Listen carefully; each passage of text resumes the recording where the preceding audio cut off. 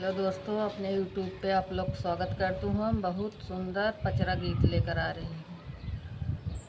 पूरे बूके देशवा से आयल एक धोबिया हो कि धोवैला गैना, शीतला माई के चुनरिया हो कि धोवैला गैना।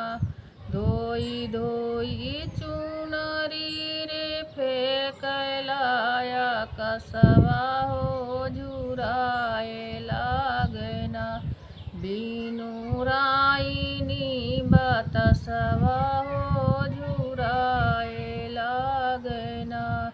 पूरे बुक देशवा से आवे एक धोबिया हो कि धोवैला गैना, काली माई के चुनरिया हो कि धोवैला गैना। धोई धोई चुनरी हो फेंकलाया कसवा हो झुराए लागना, बीन राइनी बतसवा हो झुराए लागना।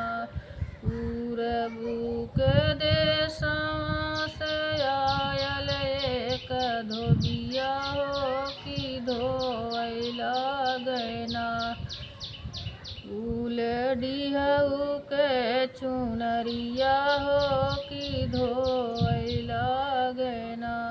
धोई धोई चुनरी हो फेंकलाया कसवा हो झुराए लागना, बीनो राइनी बतसवा हो झुरा